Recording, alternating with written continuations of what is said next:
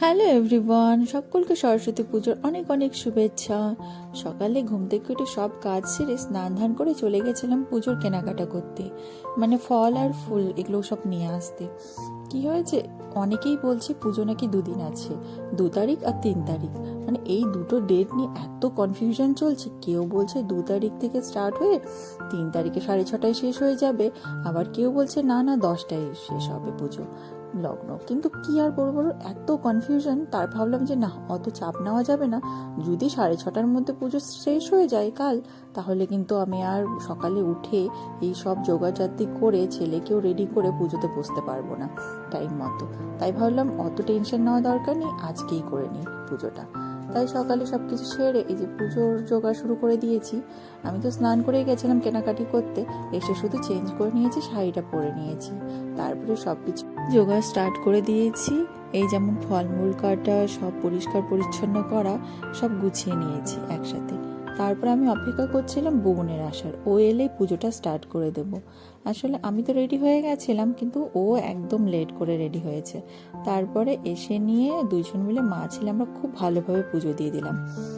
কি অদ্ভুত না, এই দিনটার জন্য আমরা ছোটবেলায় একটা বছর ওয়েট করে থাকতাম যে সরস্বতী পুজো আসবে, কি শাড়ি পরবো কি পরবো না, এতটা এক্সাইটমেন্ট, যেগুলো এখন কিন্তু আর নেই। এখন শুধু এই আছে যে ছেলে বড় হয়েছে, এখন বাড়িতে পুজো করতে হবে, কিন্তু বাইরে এসে ঘুরতে যাওয়া সেইগুলো কিন্তু আর হয় না। তারপরে কি আর করব, সেইগুলো তো আর নেই। এই যেমন পুজো করলাম, পুজো করে এবার আমি যাচ্ছি সবাইকে প্রসাদ দিতে, মানে আমাদের বিল্ডিংয়েই। তো বুবনকে বলছিলাম যে চলো আমার সাথে, কারণ গেটটাও বন্ধ আছে, আমি খুলতে পারবো না। তারপরে কি করবো, ও আবার গেল আমার সাথে, ও একদম যেতে চায় না। তাই জোর করে ওকে নিয়ে গেলাম, বললাম চলো সবাইকে দিয়ে আসি। তারপরে আমি স্টার্ট করে দিয়েছি খাবার দাবার। তো খাবার দাবারে আজকে বানিয়েছিলাম আলু মটরের সবজি, আর সাথে ছিল পুরি আর পায়েস। পায়েসটা আমি বানিয়ে রেখেছি, গুড়টা একটু পরে মিক্স করব।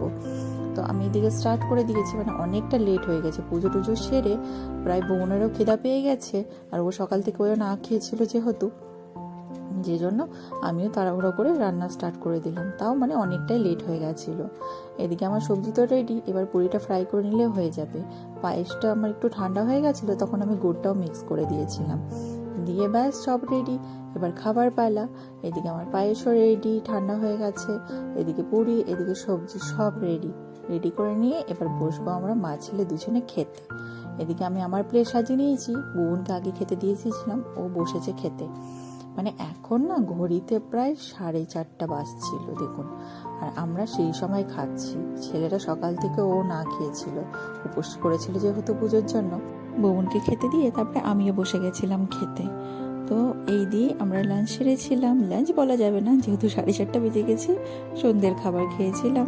তো আজকে ভিডিওটা এখানেই শেষ করছি, সবাই ভালো থাকবেন।